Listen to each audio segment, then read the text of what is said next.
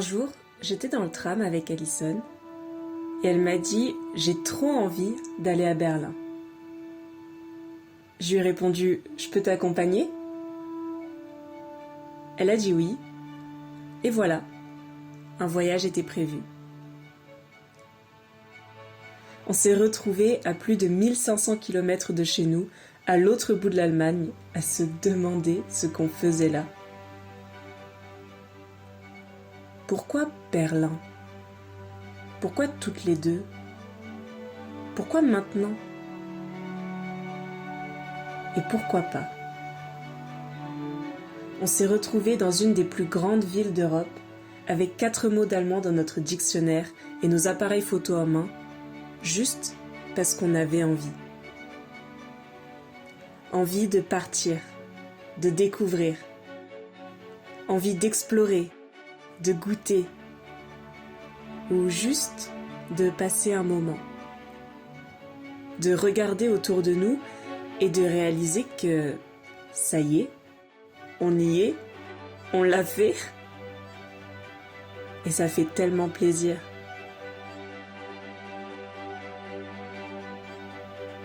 Quand on y pense, c'est juste une grande ville, comme beaucoup d'autres. Mais celle-là, on ne la connaît pas. Et dans un nouvel endroit, chaque détail est un sujet à photographier.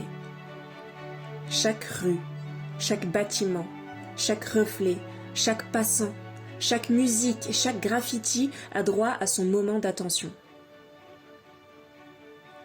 Toute activité devient une aventure et on veut se rappeler même des instants les plus banals. Surtout derrière l'objectif d'une caméra. On ne sait pas à l'avance ce qui va nous rester. Alors on filme tout. Et pour ne pas que ce soit juste une image mouvante, on essaye de filmer de plein de façons différentes. On observe le lieu sous tous ses angles. On s'arrête en pleine marche parce qu'un bout de ciel nous fait de l'œil.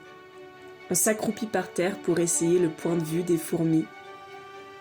Et on peut passer de longues minutes face à la même fleur parce qu'on n'a pas trouvé le bon réglage qui changera tout. Les regards sont plus attentifs et les pas moins pressés.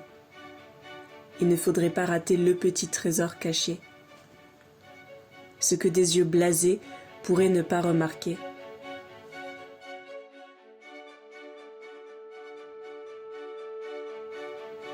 Quand on voyage, on change nos habitudes. C'est comme si on réinventait une façon de vivre. J'aime bien cette idée. Et j'ai justement trouvé un poème qui en parle parfaitement. Il meurt lentement, celui qui ne voyage pas, celui qui ne lit pas, celui qui n'écoute pas de musique, celui qui ne s'est pas trouvé grâce à ses yeux. Il meurt lentement, celui qui détruit son amour-propre, celui qui ne se laisse jamais aider. Il meurt lentement, celui qui devient esclave de l'habitude, refaisant tous les jours les mêmes chemins, celui qui ne change jamais de repère, ne risque jamais à changer la couleur de ses vêtements, ou qui ne parle jamais à un inconnu. Il meurt lentement, celui qui évite la passion et son tourbillon d'émotions,